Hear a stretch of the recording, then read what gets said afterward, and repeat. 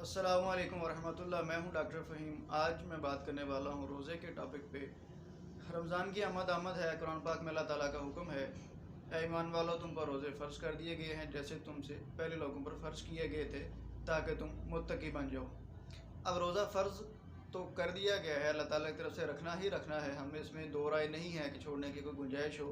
लेकिन हमारे वो लोग, वो साथी जो उम्र सीधा हो गए हैं या जो उम्र की इस हिस्से में पहुँच गए हैं कि उनको कमज़ोरी महसूस होती है, रोज़ा रखना उनके लिए मुश्किल काम लगता है, या वो लोग जो मज़दूरी करने वाला तबका है, जो कहता है कि जी हम मुशक्क़त के साथ अपना पेट पालते हैं, मुशक्क़त करना हमारा काम है, जो अपना दिहाड़ीदार मज़दूर जो है, तो इसलिए हम रोज़ा नहीं रख सकते, हमारे से भूख और प्यास जो है वो बर्दाश्त नहीं होती, हम ज़्यादा देर तक काम काज नहीं कर सकते अगर हम रोज़ा रख लेते हैं। तो अक्सरियत लोगों को देखा है कि वो इस वजह से रोज़ा छोड़ देते हैं कि जी हमारे से मुशक्क़त बर्दाश्त नहीं होती ज़्यादा देर तक, तो हम जो है वो रोज़ा छोड़ देते हैं। तो अल्लाह माफ़ करने वाला है मेरे भाई, अल्लाह तो माफ़ करने वाला है, लेकिन इंसान अपनी कोशिश को अगर पूरा करे, पूरी नीयत से कोशिश करे, तो इंसान कामयाब हो जाता है, अल्लाह सब्र दे देते हैं।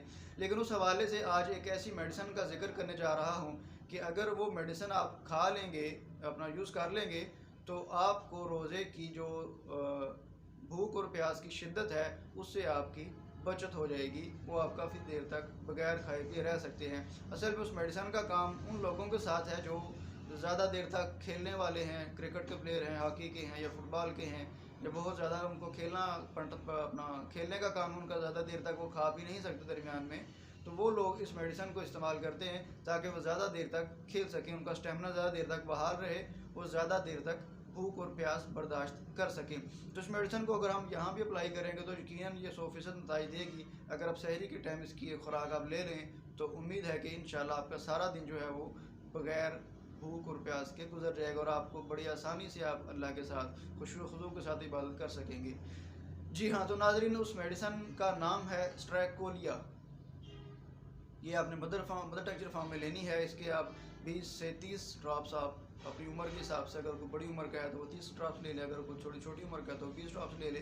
तो आप 20 से 30 ड्रॉप्स या इसके दरमियान आप ड्रॉप्स ले लें सुबह सहरी के टाइम, तो इंशाल्लाह आपका रोज़ा बड़ी आसानी से गुजर जाएगा। अल्लाह ताला आपका हम नासिर हो, रोज़ा रखने की आपको अल्लाह ताला तौफीक दे, अल्लाह ताला उनको कबूल करे, आमीन। अल्लाह।